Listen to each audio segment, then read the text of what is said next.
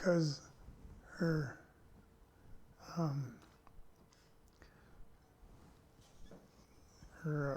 abilities and everything stem from God, they're unlimited.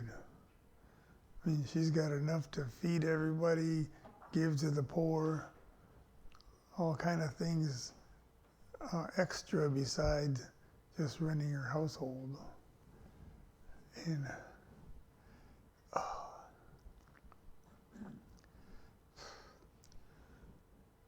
I wanted to thank everybody for coming over the other day. And you know, it's uplifting when you're surrounded by good people and they pray for you. And sometimes you expect something so miraculous that it takes your breath away. But I remember when Chuck was in the hospital with that hernia thing, and we went and visited him, and they couldn't figure out what was wrong. And we prayed for him, and we kind of felt that way, like nothing happened. But what happened was, they finally had enough sense to go in there and look instead of try to figure it out from the outside, and found that wire mesh thing was wrapped around his intestine. Then they did something about it. Okay? The insurance companies only want to go on the cheap, so they use that wire mesh. Well, sometimes that causes a problem. So it cost about $250. But the thing they did to Chuck to make it better was put in a pigskin. That cost $10,000. Don't know why. You can buy a bag of whatever you call them things, pork rinds. But anyway, so everybody prayed.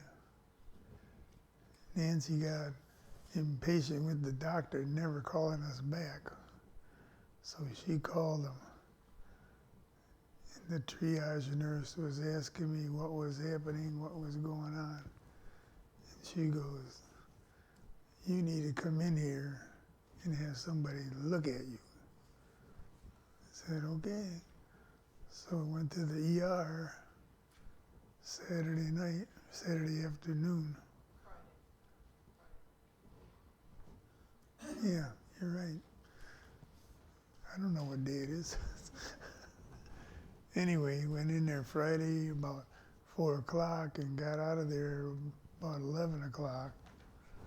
And most of that time is sitting there waiting for somebody to do their job. But they were so swamped. But they ran a bunch of blood tests, and some they knew right away. Some they have to send off because they don't normally do those tests at the ER. So anyway, the ball's rolling. And the people are coming Friday and putting are measuring for a ramp.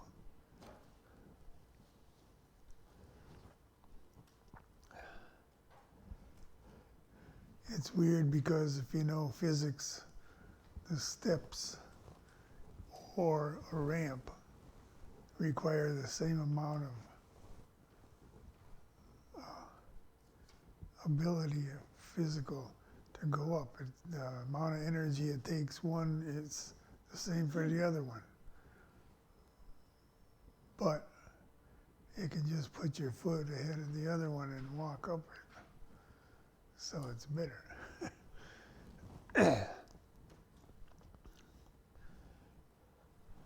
Anyway, getting back to this lady, in verse 23, 31:23.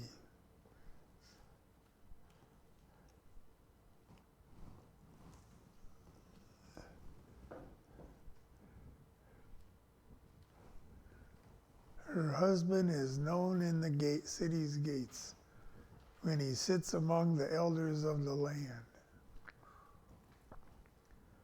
Next one. She makes fine linen garments and leads others to buy them. She delivers them to the merchants' girdles.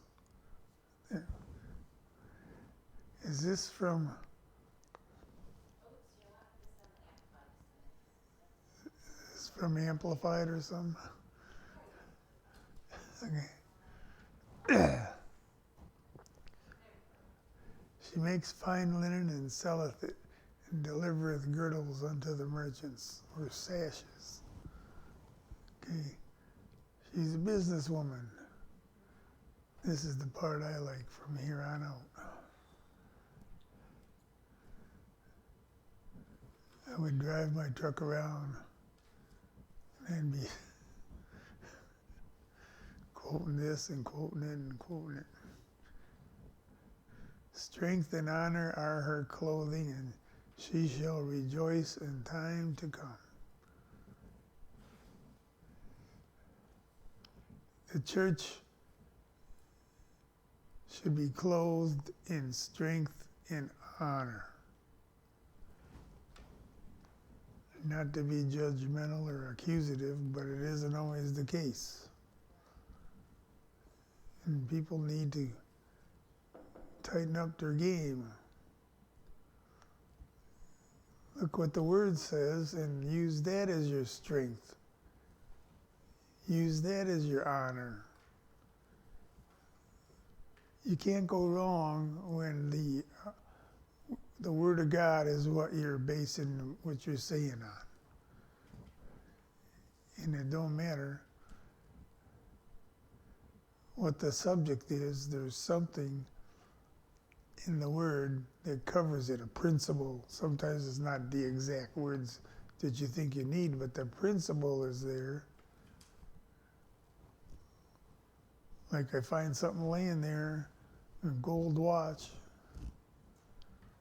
Do I have to look up, thou shalt not take gold watches? No, thou shalt not steal is plenty. But people like to take laws and twist them and wiggle them and look for loopholes. Well, what good is it to find a loophole and think you got away with something when you're going to stand before God and explain that? And boy, when when they talk about buy raiment so that the shame of your nakedness does not appear. If you're standing before God, there's nothing you can use to hide. You can cover yourself in whatever you want. You can close your eyes like it's not there. He's going to tell you you were wrong. And you will be convicted right then and there. Doesn't mean you're condemned, but you're convicted. It means your brain woke up and you go, oh yeah, I'm guilty.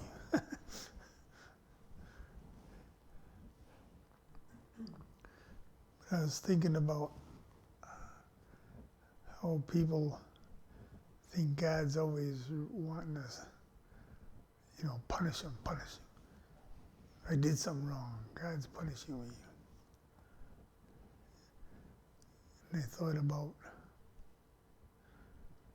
poor Ruth was one of the worst drivers I ever met.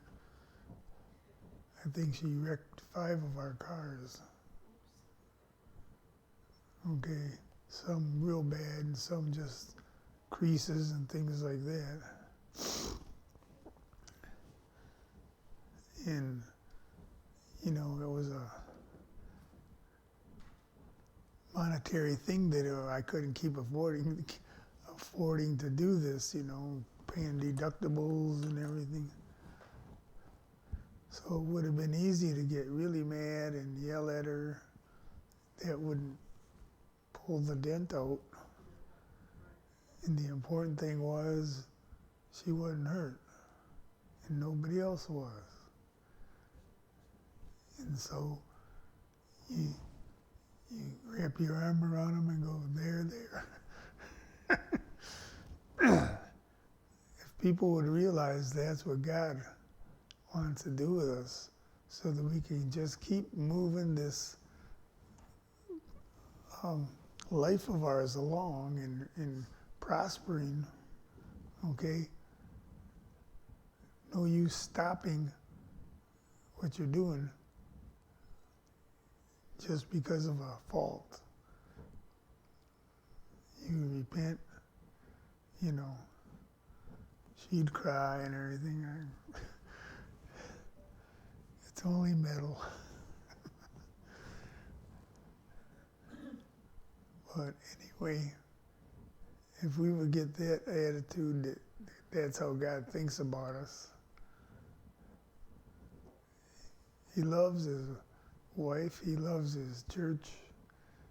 He wants to make a man-child with it, okay?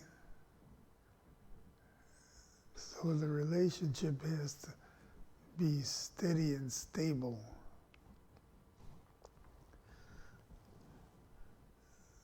Some people wonder about where it says that God, all the gifts of God are without repentance. And they wonder why a guy can go off the rails and still have the gifts. Well, to us that seems strange, and it would help if you mix their gifts with character. But until you do,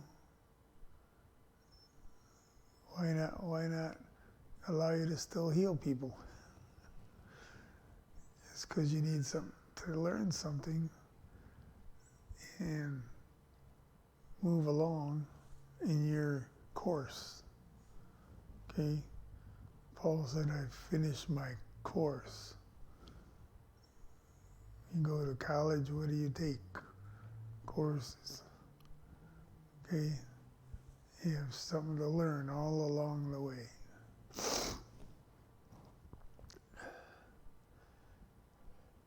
So strength and honor are her clothing. That's what she clothes herself.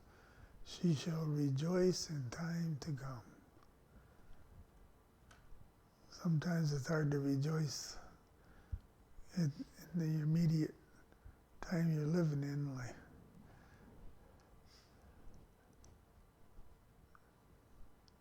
I sit down with the Lord and I go, Lord, it would be nice if you just zapped all this stuff off of me. But I ain't changing my mind about you. I know you love me and I know you want to take care of me. So, I just want to spend time with you and talk with you and learn some stuff I don't know right now.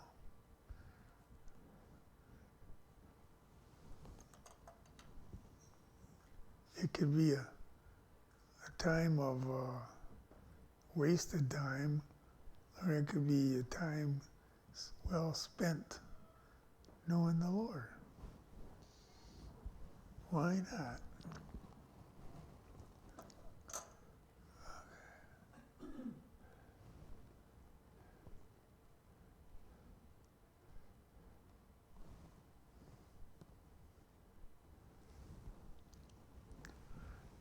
She openeth her mouth with wisdom.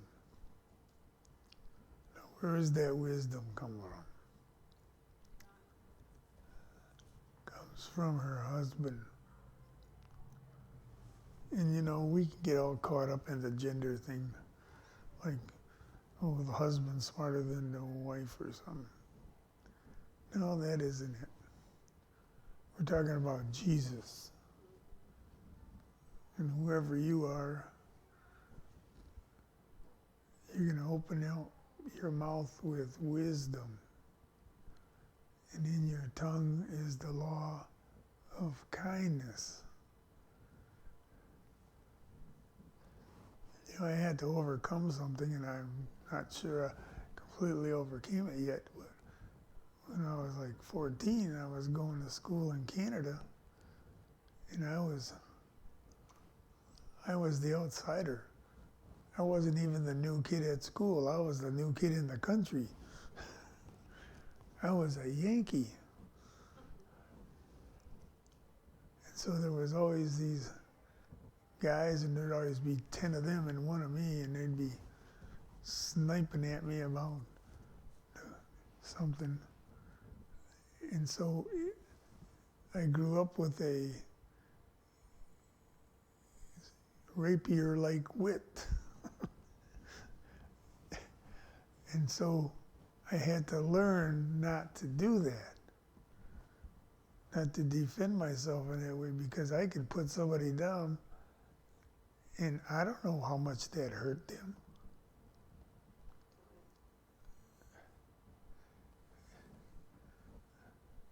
I went up to somebody one day, won't tell you who it was, but I said, I might have said something to you at some time and hurt you deep. And I just want you to know that I'm sorry.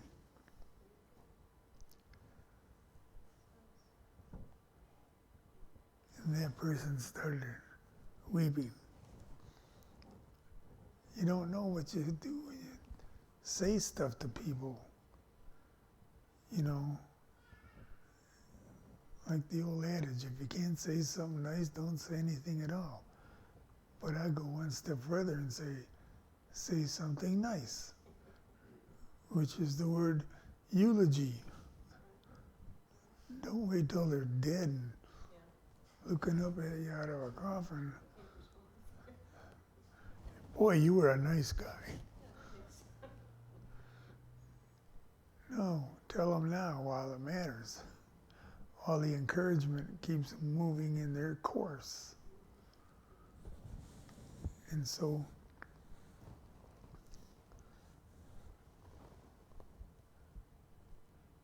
she looketh well to the ways of her household, and eateth not the bread of idleness. You know, you can look around and see a lot of households that's not happening. Okay? Some people don't look well to the ways of their household. And they're doing idle things that don't amount to anything. Okay?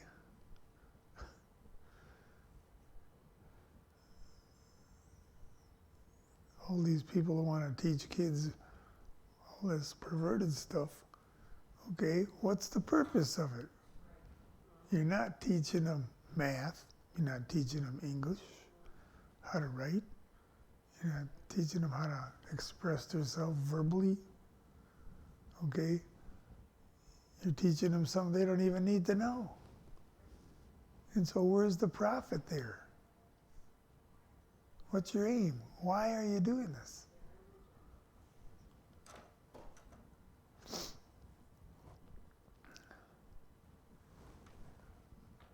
My grandson went to see that new movie, Sound of Freedom. If you don't know what it's about a border patrol guy that, this is a true story, he saw all this going on, and they recalled him because they didn't want to be bothered with that child trafficking. And he said nope, and he stayed there on his own. And rescued a lot of kids. How many? 6,000. And the real guy who did it, when they said they wanted to make a movie about him, he said, only if Jim Caviezel plays my part. So they asked Jim, and he said, sure, I'll do it. But we have to shoot it on location in one of the nasty areas. And Jim Caviezel's wife said, no, you're not going. And so he told him, my wife won't let me go. So the guy that was the actual guy he was playing said to him, how about if I have 30 seals guarding you? He told his wife, and she says, okay, 30 seals. So they're shooting a movie, and he's got the 30 seals. And all of a sudden, some of the seals are missing, like half of them. And he was wondering why. Well, that guy whose part he was playing grabbed 15 of them seals, and they went and raided a place and got a whole bunch of kids out. Huh? 200 kids. While they were making the movie. So, that caused a traffic jam. But anyway,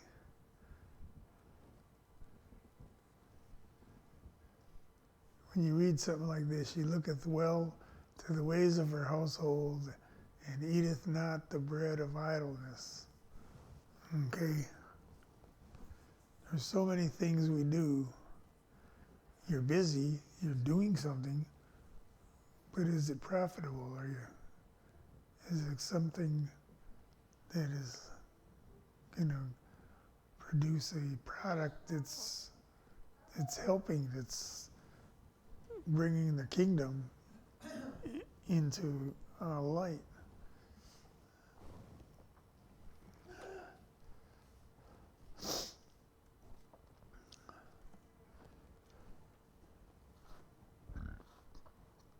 Verse 28, her children rise up and call her blessed. Her husband also, and he praiseth her.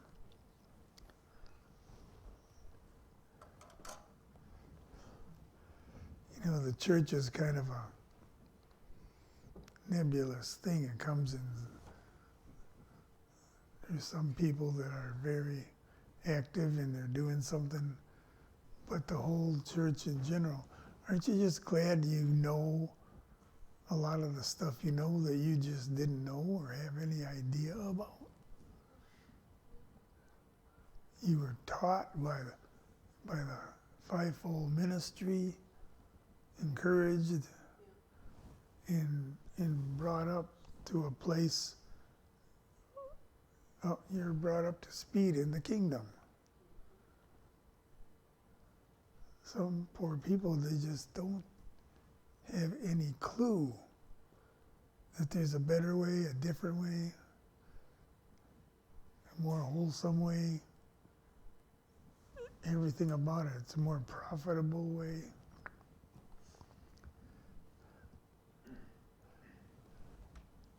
So us children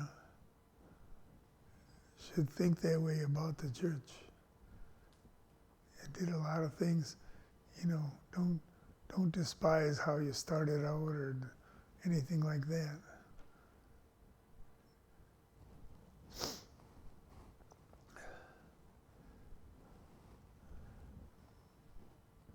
But always think about the church as your mother. And act accordingly. Call her blessed. And guess what? Her husband, Jesus, he's going to say the same thing. Okay? He praises her. Now you say, I don't know if that's what's going on. yes, that is what's going on. Just because we can't see everything, it doesn't mean it's not happening.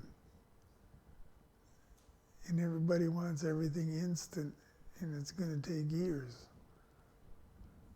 How do you change somebody's attitude overnight? Very rarely does that happen.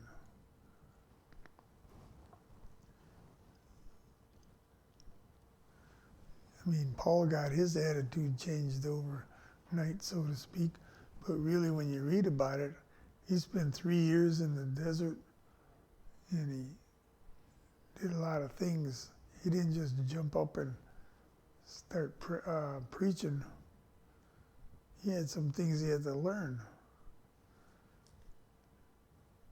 And so,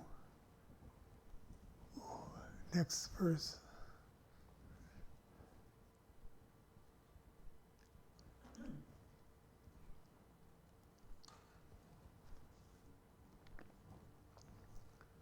Next verse. Many daughters have done virtuously, but thou excellest them all. And no, not done yet.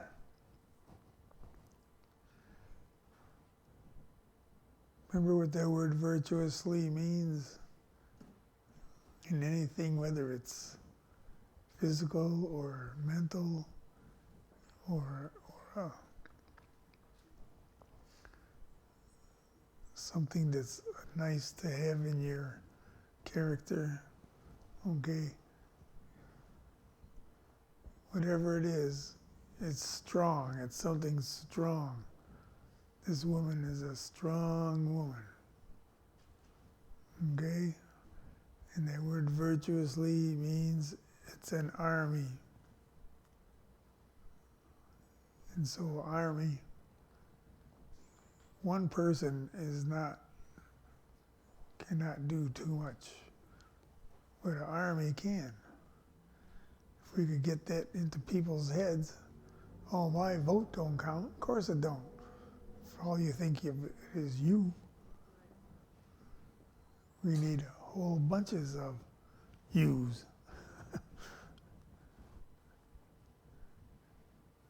It's amazing how some nasty people that got into office got in by such small margins. It's crazy.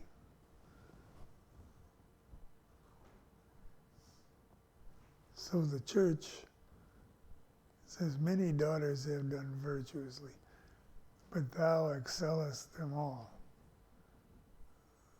the virtuous woman.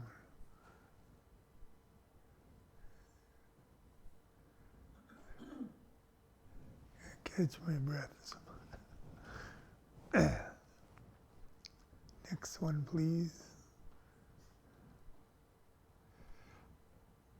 Favor is deceitful, and beauty is vain. But a woman that feareth the Lord, she shall be praised. When I look at all the women of God that I think are really something, that's where they are. It don't matter if they're fashion model face or not. Their beauty comes from inside. Because I've seen some people that were good looking, and as soon as they open their mouth, you go, I wish I was in another country. Because what comes out is not nice.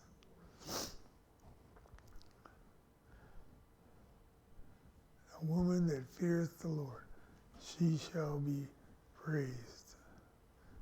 Okay, we'll finish it up.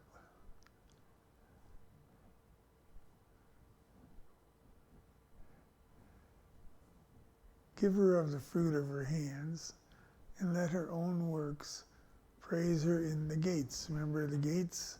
That's where all the elders meet, all the important people meet and do judgments and settle things.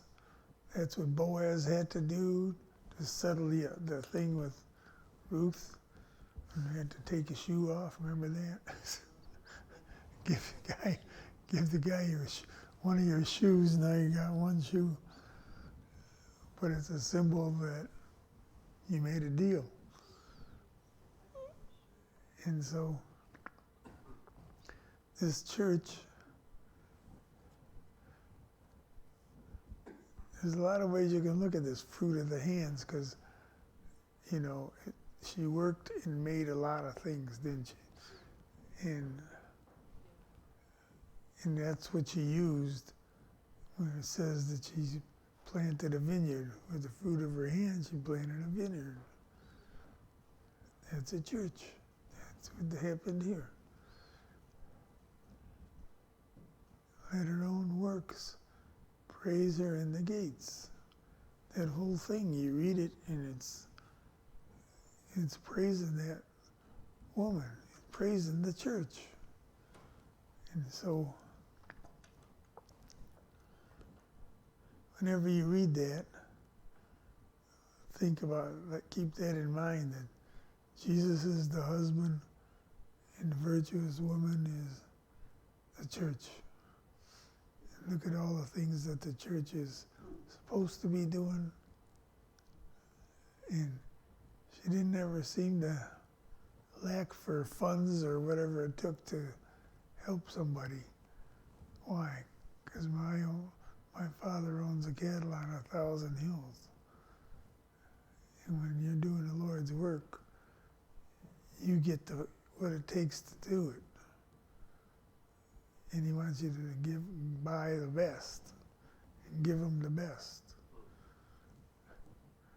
They come to your door, you don't give them a bologna sandwich, although I like certain bologna sandwiches.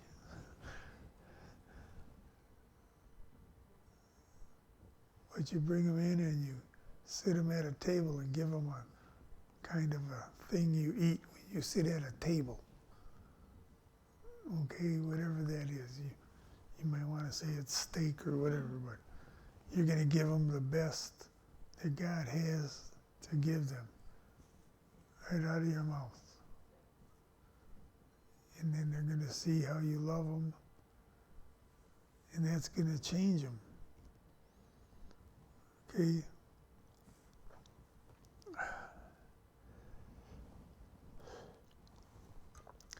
Wish my brain was working a little better so I could expound more on this. But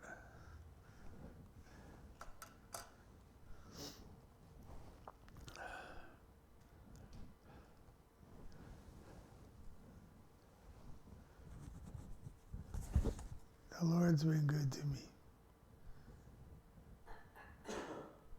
And I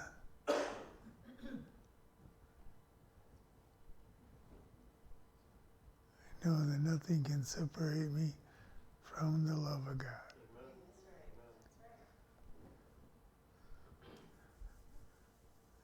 So remember that. Things get tough. He's still God and I'm still me. Not only does he want to take care of me, he wants to take care of all the me's that I know.